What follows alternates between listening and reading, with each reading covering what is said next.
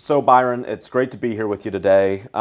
You are officially our 2022 Iowa Association of Realtors President, but before we get to what you're doing and what you're working on now, tell us a little bit about yourself, where you came from, what brought you to this point today where we're sitting down talking about your career a little bit. Sure, thanks. I got started in the real estate career back when I was 20 years old, the first time around, in a great time in the market. And, what year was this? And not to date yourself, but I just want to give interest rate perspective. 1980, okay. 20 years old with interest rates at 18-20%. And so it was a short-lived career the first time around. Came back into the career in 2000 and got my real estate license and got my broker's license in 2005, worked for a couple of real estate companies, and then in 2008 went out and started my own company at that point in time. And the name of your company is obviously uses your last name, but also incorporates another passion of yours, which is auctioneering. And when did you start down that career path as well? Yes, the auction career actually got the first start. I went to auction school the summer immediately following my graduation from high school. So I've actually been active in the auction career for 43 going on 44 years now. Wow. We're going to come back to that a little bit later because I got some just random auction questions for you, some of the cool things you've seen. But you obviously are now independent. You started at one point, though, under a franchise, a larger company, and talk about the differences, because a lot of our members obviously see both sides of it, but they've only seen one side of it. They've never seen both sides to it. So just curious your perspective looking back at your career and what ultimately led you to be an independent as you are today. Sure. The advantages and disadvantages to both, obviously.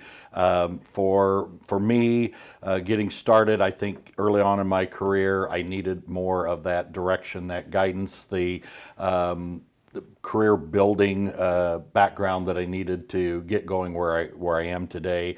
And once got far enough down the career path with the auction career, with the real estate career, there weren't many companies that are a hybrid company where they're doing a lot of both. And it just seemed like the right field for me to move on, start up my own company, and build that hybrid company out there. And you've kind of, through all this, become a jack of all trades. You obviously list, you have buyers, you've got sellers, you've got auction. You also are the broker, owner of this company, so you see a little bit of everything, probably every given day, I imagine. Yeah, really do. I've got a team of 10 agents, and I still do a fair amount of listing and buying, working with buyers on residential. My passion is probably more toward, I'm a farm kid, grew up in northeast Nebraska, so farmland sales, and a lot of those we do at auction, are a real passion, acreages, and what that brings to the market as well. And obviously the land brokers are a huge part of what we do in Iowa as well with our RLI chapter, and we've been fortunate to be on the main stage a lot with RLI, whether it be Randy Hertz and Kyle Hansen, a couple of our very active members. But you've been active in that community obviously too, and working with those brokers and agents that do that as well, and doing that for quite a career. But going back to auctions, a couple random questions for you, but what is the craziest thing you've ever had to auction off that's appropriate? Probably, I would say a helicopter. It was a kit helicopter, which just would scare the heck out of me. But we actually ended up selling it twice. So that works out. I don't know if that's a good thing or a bad thing. So, and then obviously inside auction, there's probably certain things you love to auction off more so than other things. What is that? What's your passion inside auctions?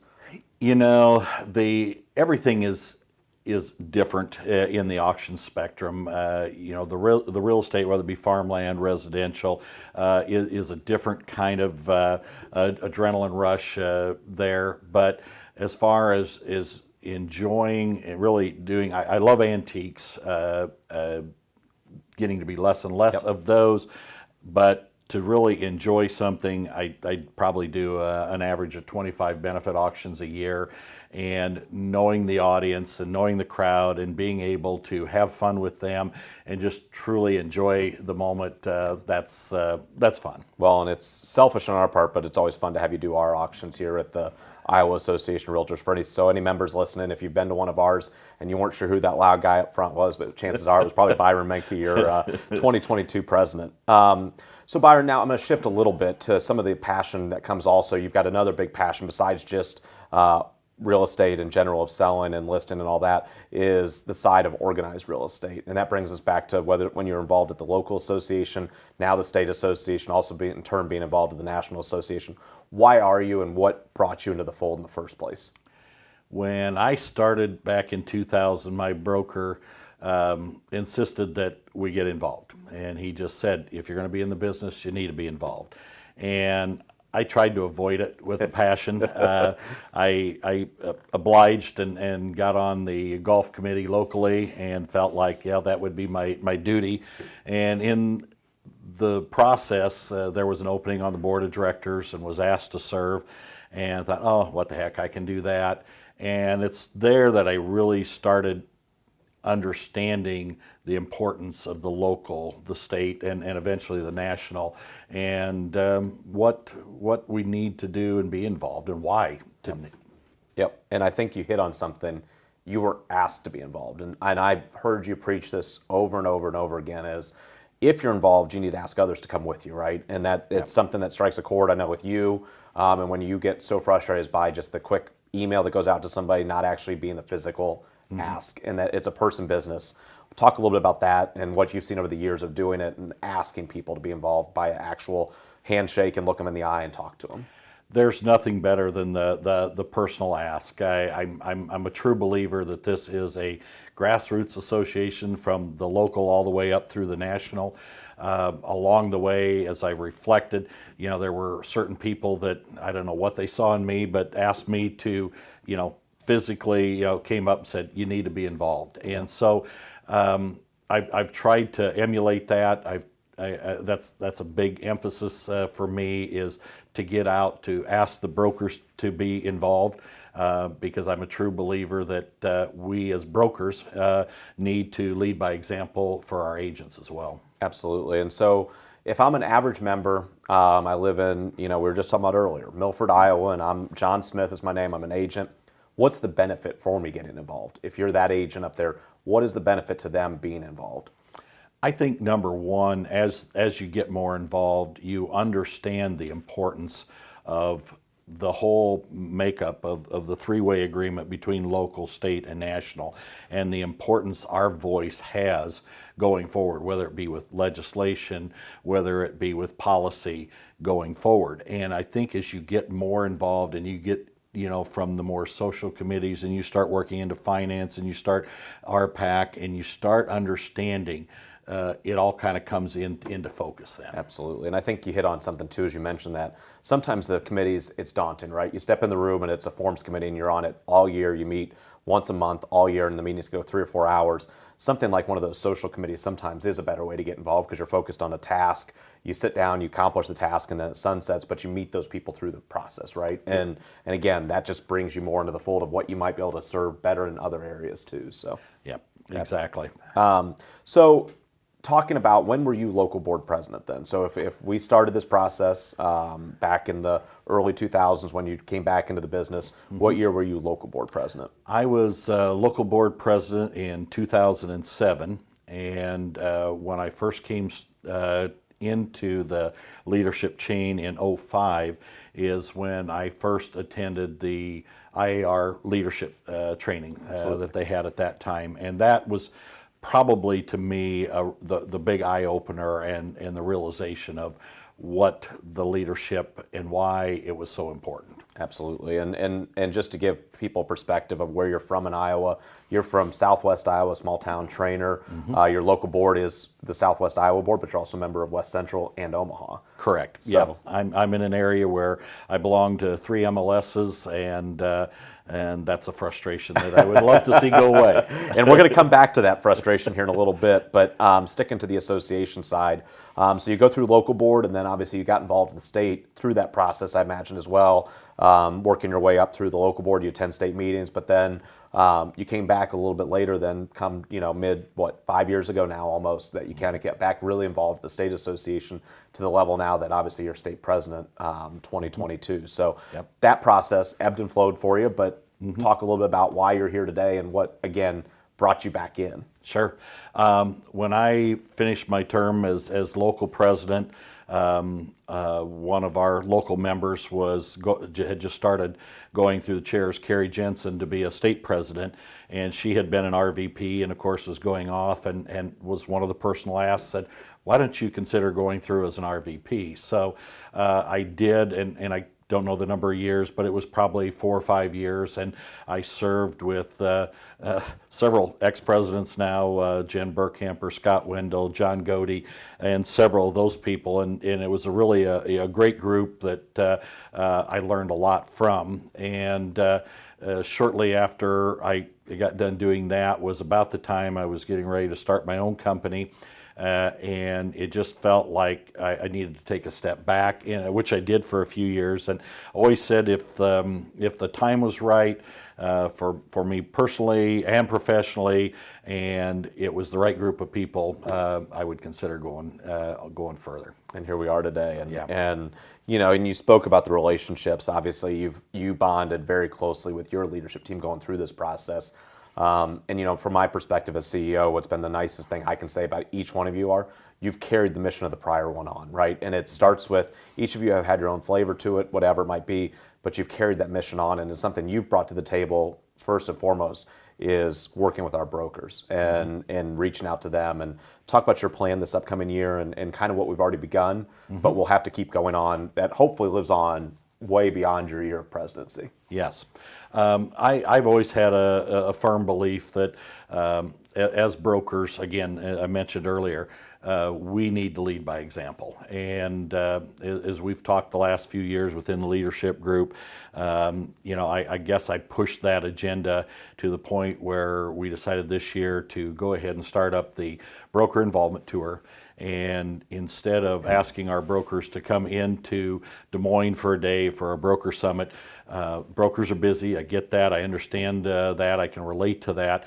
And so the feeling was, let's go out, let's meet the brokers on their turf. And so what we're doing this year is going out, meeting with all of our individual boards, with the brokers, the managing brokers, the broker owners, and we're keeping it simple. We're keeping it short. It's basically about a 2-hour program, doing some legal updates with Gabe, yourself on the association updates, and then getting them involved with the idea that hopefully their involvement will carry forward and they'll continue to be involved, but also that they'll encourage the involvement of the rest of their agents and team members. Absolutely. And I think I've always said over the years, we're only as good as our local boards are good. So if the local board's strong, we're good. I also think that also can attribute to the broker, correct? I mean, if the brokers are great, chances are their agents that work for them are also going to be great. And the more we can bring to them and the more we can work with them. And again, one of the other ideas we've rolled out this year is a new forms platform to give brokers the full package of suites, cut down their costs, try to make them as professional as possible. But it's things like that I know you're focused on as we go through this year. Does this really help the brokers? Does this really help the brokers? And it's an easy question the association can ask. The local board should be doing the exact same thing, though. I mean, it really is. We're here to serve the brokers, and in turn, that helps every agent, all 8,000 plus of our agents across the state. Definitely. I mean, it's one thing to go out and talk at the brokers, but personally, I think we need to be, what are we doing right? What are we not doing as well as we can do? And what can we do to help them and their agents do their business better, more efficiently, more professionally, and keep the realtor at the center of the transaction? And that's our mission. I mean, that's something we've said last year when we set our strat plan out, was to find a way to have every transaction in the state of Iowa, real estate transaction, include a realtor at the center of it. And again, that's what we're focused on every day here at the Iowa Association. I know you go to bed thinking about it because I'll get emails from you at 6 o'clock in the morning or 10 o'clock at night thinking about what can we be doing. Talk a little bit about, you mentioned a pain point of yours. And as a broker, you're a member of 3 MLSs. You've got agents in 3 MLSs. This is something that's been ongoing, and not in just Iowa. This is not a problem just to us. It's everywhere. Why, first off? Second of all, What are your thoughts around it? What can we be talking about? Obviously, it's a conversation right now, but what should we be talking about? You know, it really is, and it's been a conversation that's been going on for far too long. We are creatures of habit, and we don't want to change. But every day that we don't change, we take a step further back. And if we do not become progressive and proactive instead of reactive, there are others that are going to come into this business and have already come into this business that are challenging our worth, our value added factor that we can bring. Yep. And so we need to put aside our territorial preferences. There are no borders out here, whether it be across county lines, state lines, whatever. We are here to serve our clients and put our clients' best interest in mind. And too often, too many agents are worried about their own interest. And that's absolutely. I mean, we talk about why these hangups and why does it not happen. It's usually the fiefdoms that they hold, or it's tied to what it might be tied to, this MLS is tied to, or the way they do business in their minds, right? That is different than how they do business down there or up there. And brokers are part of this solution. Agents have to be part of this solution. Local boards have to be part of the solution. It's a lot of players at the table. Mm-hmm. Where does this begin? And I mean, obviously we've begun it. We've started the conversation, but the roadmap is pretty murky right now, trying to figure a way through it. I mean, and in a perfect scenario, what should it look like at the end of this, do you think? And in a Byron Menke, if he said, you know what, if we had to do this all over again, what would it look like today? Sure. If I say in a short snapshot, this would have happened 10 to 15 years ago. And we would be having a national platform, a national MLS, and things would have been moving along smoothly by now. I'm not sure how this form or fashion is going to come out, but more than anything, let's just move forward. Let's talk. There are going to be differences of opinion. There are going to be adjustments. There is going to be learning curves. We are all going to go through this together. But again, every day that we don't move forward, we're taking a step backwards. Yeah. And I think that hits it, right? I mean, technology is moving so fast in this industry. Things are moving so fast in real estate. We're seeing things like the National Association of Realtors have to pass MLS changes that require the buyer compensation be displayed, publicly displayed, things like that people are seeing and they get worried about it. But the end game is we're trying to do what's right for the consumer. Mm-hmm. And by doing what's right for the consumer, it'll put realtors at the center of that transaction. And how often does it happen now that we see consumers walk in with more information than the realtor? Oh, it's scary. Yeah. How much information, and that is more of a reason to get going sooner than later. Absolutely. I think you hit it on. And one thing I can say about you, Byron, and knowing you for these last 6 years, are that you're not afraid to, first off, ask the tough question, but also make the tough decision. Mm-hmm. And I know that the members in Iowa will benefit from that in your leadership through this year of that. Another area that's a passion of yours, and you've touched on a little bit, but is what goes up on Capitol Hill, whether it be in D.C. or in Des Moines. And we're lucky enough in Iowa to have Jen Kingland, who's been with us for 25 years, Greta Haas, who's relatively new to staff, has hit the ground running. But that's an area that our members need to be involved in because their voices have to be heard. That's the only way things happen. Yes. Talk about your involvement in this over the years and what you believe in when it comes to that. Yeah, I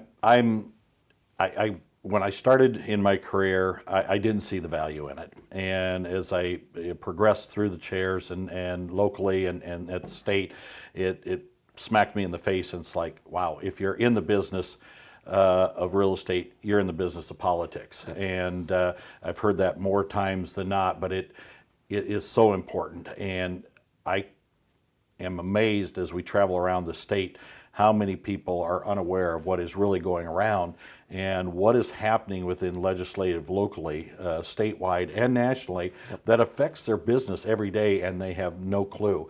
And so it kind of comes back to communications, getting that grassroots communication out to our brokers and hopefully through the members through that. Absolutely, and obviously this is a plug for me, but In February, we do our Bus-In Day. It's one of the most successful days. I always think at the Iowa Association of Realtors.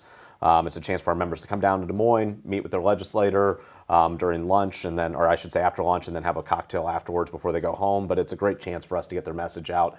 And it's something I know that Jen Kingland can only be successful with that 8,000 members standing behind her. Right. And it means a lot more coming from a realtor than it means coming from our lobbyists. The legislators that I've gotten to know over the years really value what our opinion is, where we come from, and I think a lot of the members have to realize they need this feedback. Again, it's grassroots to them. They need to know what we need, what our customers, our clients, what the public needs to protect, the public and private ownership rights. Absolutely, absolutely.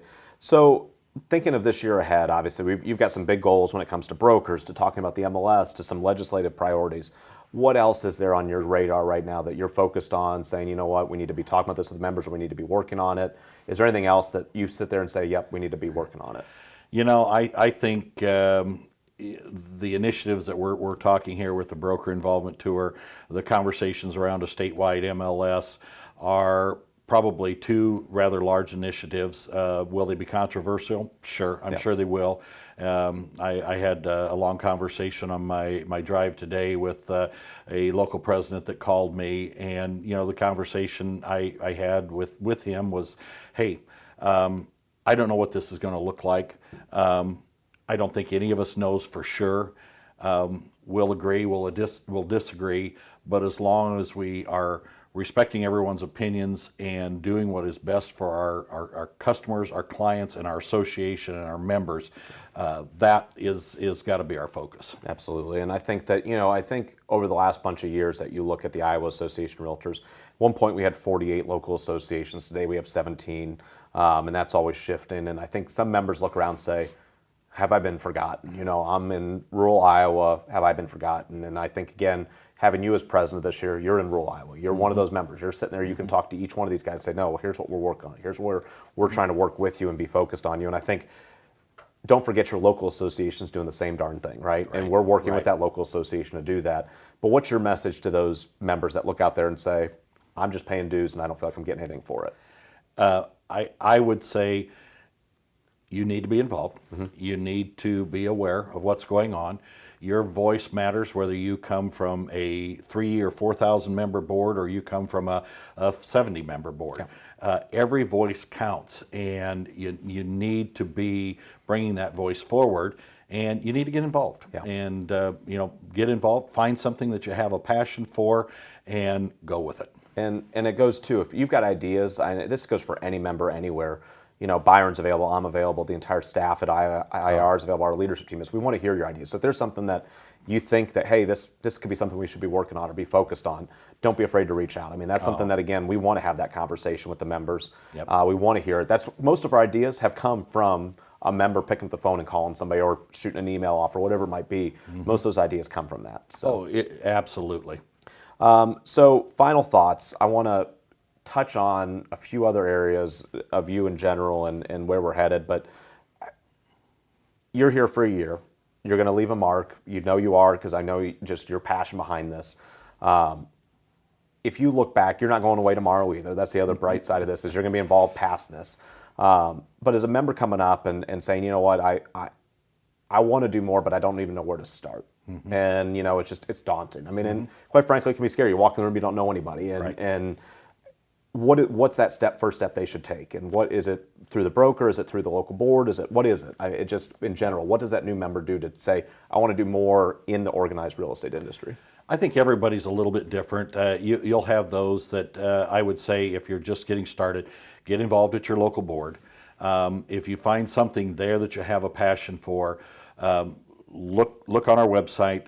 There's similar committees at the state level. We're always looking for fresh ideas, new bodies to come out forward and be a part of that. But do get involved. And those of us that have been around, we have a responsibility to welcome you in, make sure you're involved, and make sure that you feel welcomed. And like you said, our door's always open. My phone's always there. My email, contact me. And I would love to walk you through anybody in the leadership team, at staff.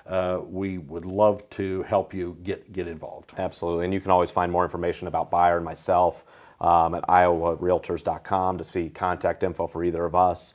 And so, Byron, another area that we've hit on over the last year, and you've been heavily involved in it, and I've seen you at these events, you showing up and being part and empowering this group, is our DEI work. And we've got a bright, young future leader of the Iowa Association of Realtors in Anthony Lynn.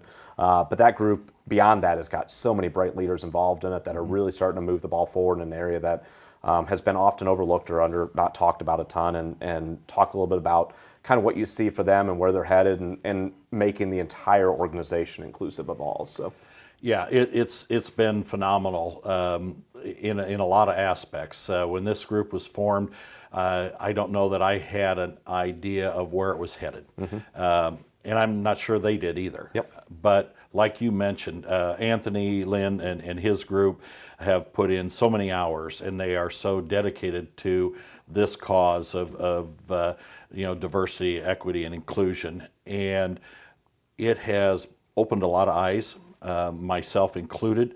And as Anthony has joined us on our broker involvement tour across the state, it has been eye-opening to me just to see how many people have pulled him off to the side and had questions for him.